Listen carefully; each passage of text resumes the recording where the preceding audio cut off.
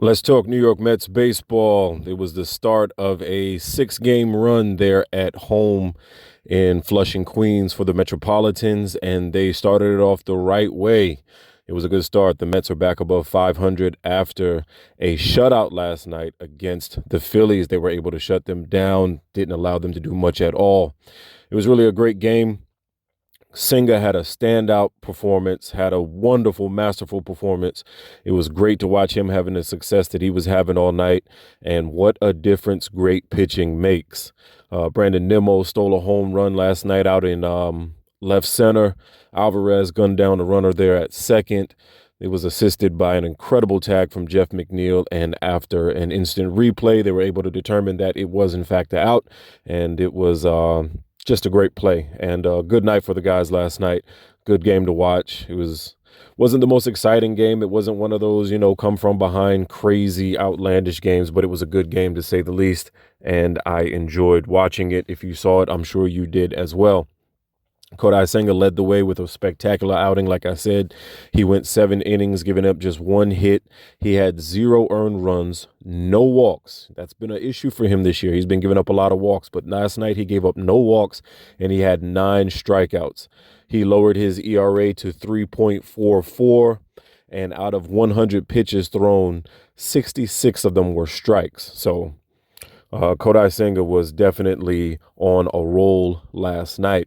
I've said it before, Senga is definitely pulling away from the rest of the pitchers on the Mets roster. If he can get a little bit more consistent, he will definitely become a leading pitcher on this team if he isn't already.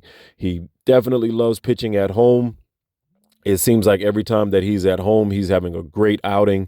There's something about Queens that he really likes. There's something about New York that he likes, and that's fine by me, being a New Yorker myself. I don't mind him loving New York. I love it as well. He leads the team in strikeouts. He's got 70 strikeouts. He has the best ERA on the team at 3.44. He's tied for first with 5 wins.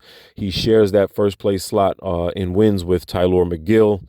And lastly, he has the best whip on the Mets team at 1.35. So he's definitely a factor and will be a breakout star if this trend continues. I'm really happy for him, and I wish him nothing but the best. The Mets pitching overall was great. They held the Phillies to just 2 hits in 27 at-bats.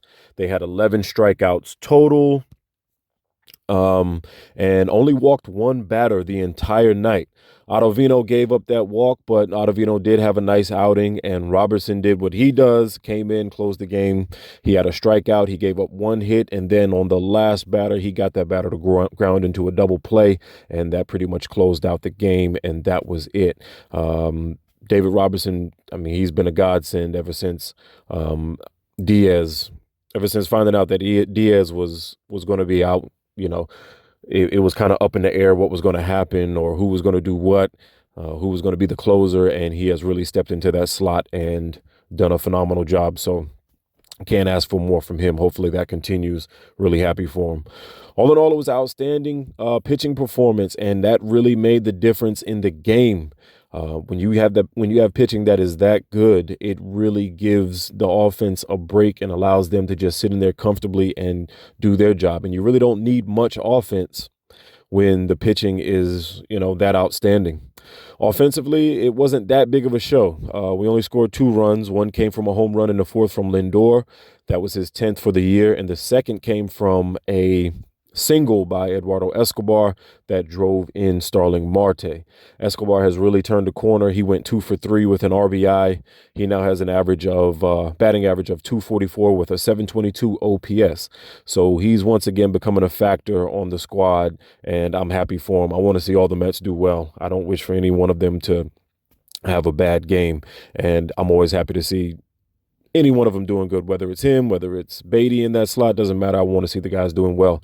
But he's definitely giving Beatty some competition there for that starting position. If this continues, we might start to see him in that rotation just a little bit more than we have been in the recent past.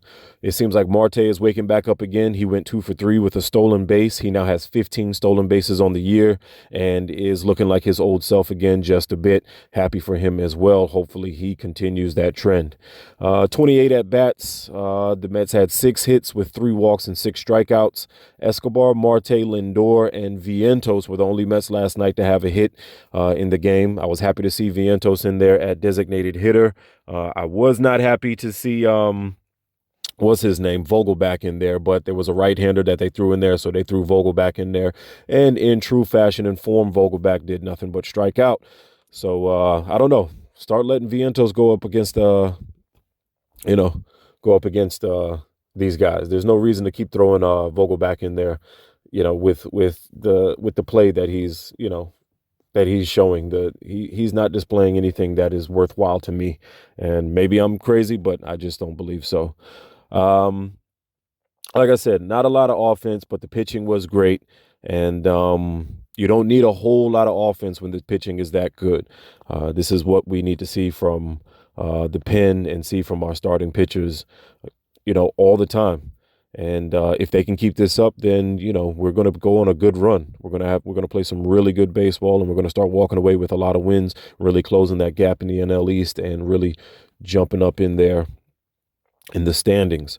Overall, good game, not super thrilling. Like I said, wasn't a come from behind nail biter, but it was generally good baseball and a good game to watch and dissect. The Mets are now 28-27. They're 4 games behind Atlanta.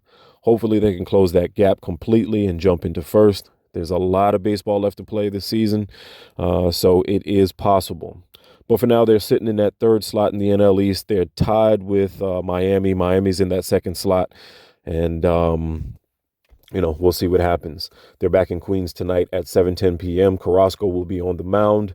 I hope he shows up. He had a really good outing, his last outing, so hopefully he can do that again. And I would like to see them go ahead and secure this series tonight.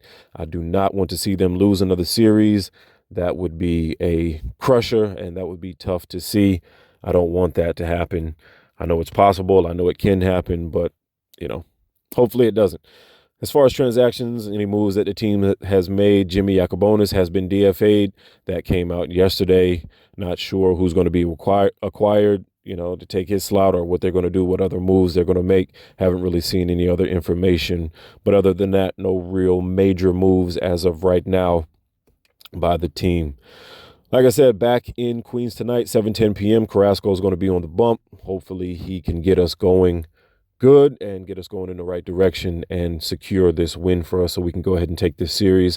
That's pretty much all for now. I appreciate anybody who's still here at this time. Thank you for all of the support. Really appreciate it.